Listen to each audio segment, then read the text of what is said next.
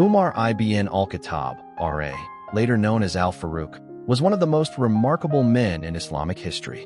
His story is not just a tale of power and leadership, but also of transformation, sincerity, and unshakable faith.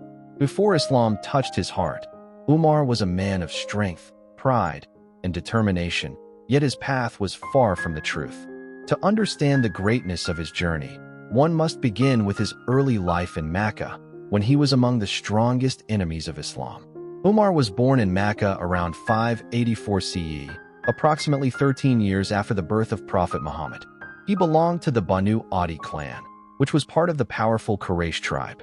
The Quraysh were known as custodians of the Kaaba, a position that gave them high respect among the Arabs.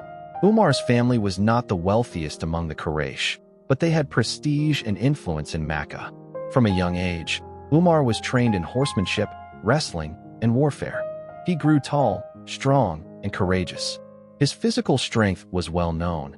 People admired his broad shoulders, towering height, and fearless personality.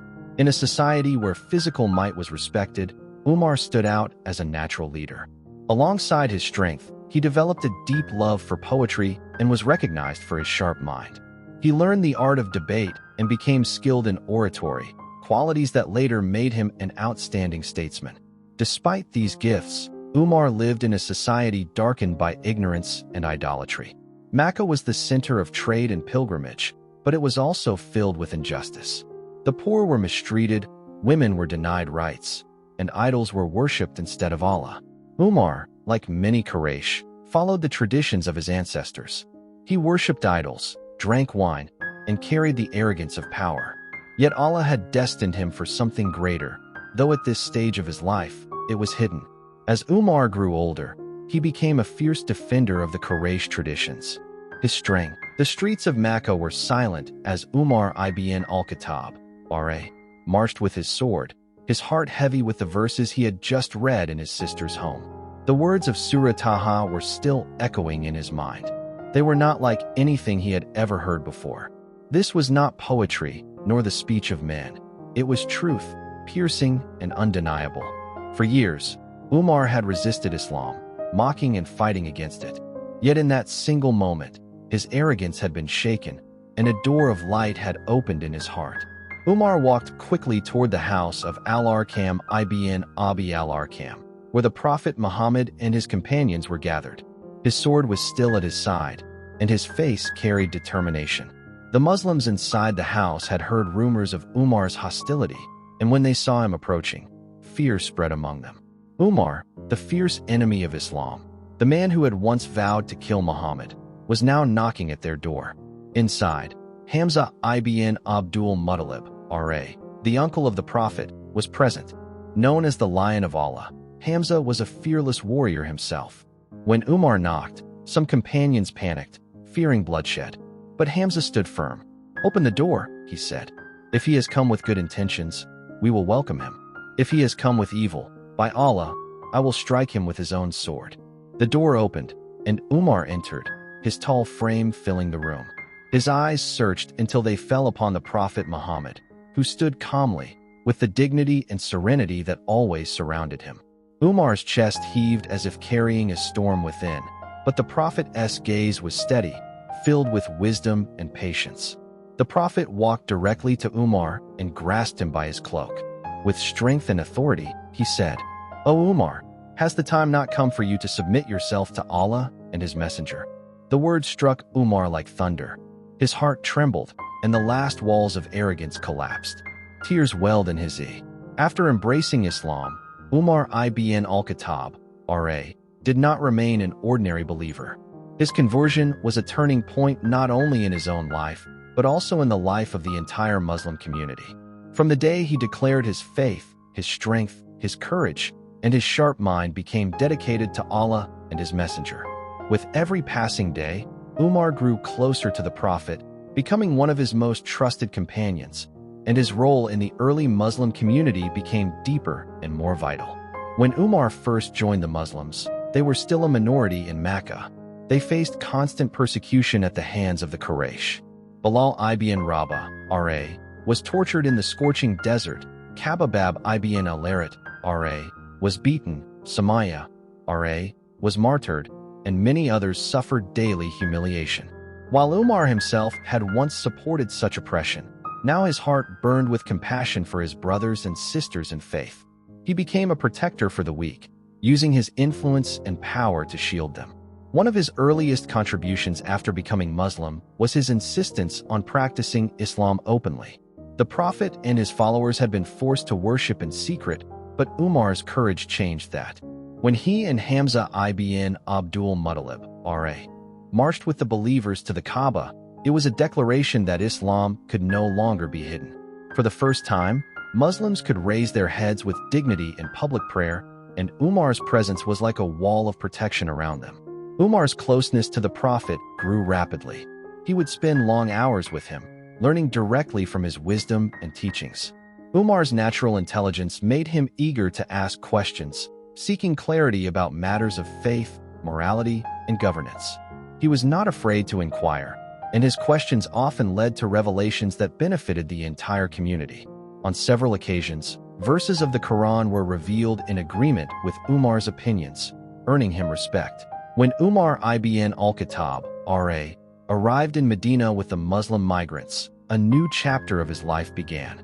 The migration was not just a physical relocation, but a spiritual turning point for the entire Ummah. For the first time, Muslims could establish a community where the worship of Allah was central, where justice could be practiced openly, and where the Prophet could lead his people without the constant oppression of Quraysh. For Umar, Medina became the ground on which his faith, courage, and wisdom would shine brighter than ever. From the earliest days of his arrival, he dedicated himself to serving Allah, protecting the Prophet, and strengthening the Muslim community. The Brotherhood in Medina. One of the first acts of the Prophet in Medina was to establish Muwaqa, a brotherhood between the migrants from Mecca, Muhajirin, and the residents of Medina, Ansar. Umar was paired with an Ansari brother, sharing his wealth, home, and responsibilities. This bond of faith went beyond blood ties, showing Umar the beauty of Islamic brotherhood and unity. He gave sincere love and respect to his Ansari companion, demonstrating that Islam had replaced tribal pride with bonds of the heart. Standing beside the Prophet. In Medina, Umar's loyalty to the Prophet grew even deeper. He was always close to him in the mosque, in gatherings, and on journeys. Whenever the Prophet consulted his companions, Umar was among the first to speak, offering his opinions with clarity and courage. His sharp insight and unwavering honesty made his advice invaluable. There were times when Umar's suggestions directly shaped events. For example, when the Battle of Badr approached, Umar strongly supported the Prophet's decision to confront the Quraysh. His faith never wavered, even when the Muslims were outnumbered. He reminded his brothers that victory comes not from numbers, but from Allah's help. This firm conviction strengthened the believers, preparing them for the first great battle. The passing of the Prophet Muhammad was the most painful moment the Muslim community ever faced. In the midst of grief and confusion, the Ummah needed stability and leadership. Umar ibn al-Khattab RA, despite his deep sorrow, emerged as one of the strongest pillars supporting the new chapter of Islam.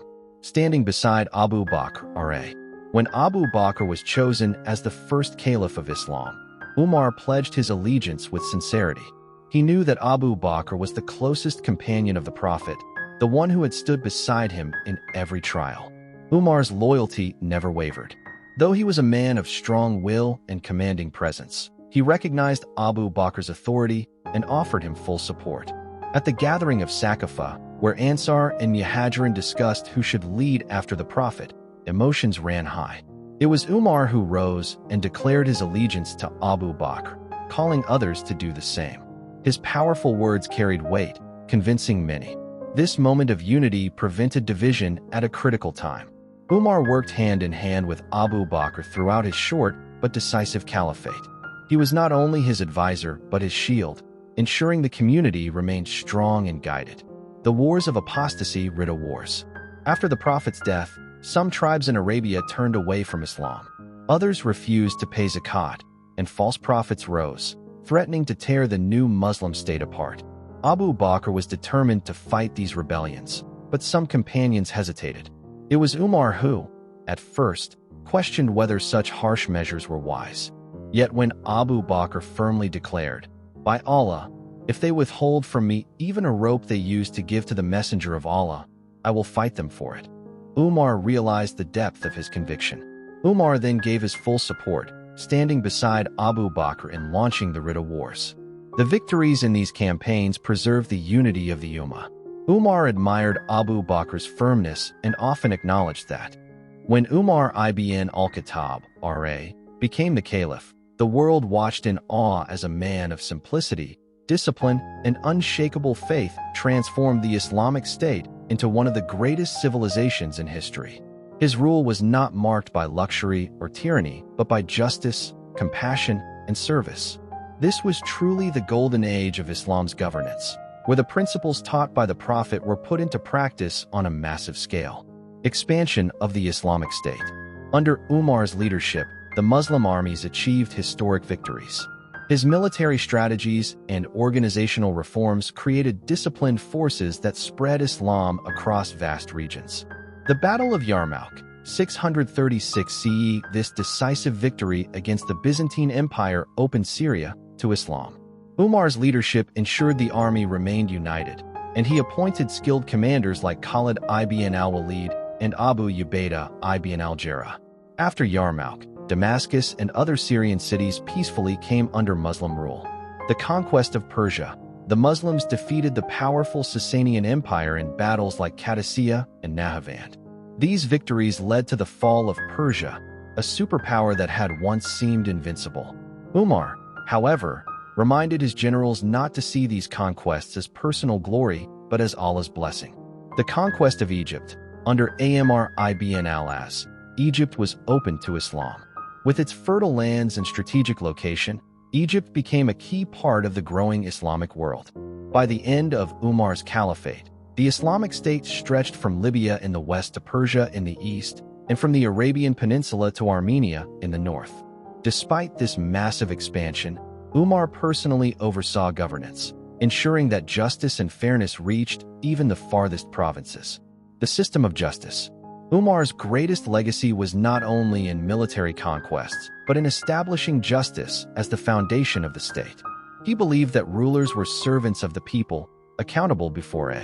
The life of Umar ibn al-Khattab RA was filled with justice, courage, and humility. For more than a decade as caliph, he guided the Muslim Ummah with wisdom and fear of Allah. Yet even the greatest leaders must one day leave this world. The final chapter of Umar's life was one of both tragedy and triumph. Tragedy because of his martyrdom, and triumph because he left behind a legacy that would inspire generations until the end of time. Umar's constant fear of accountability.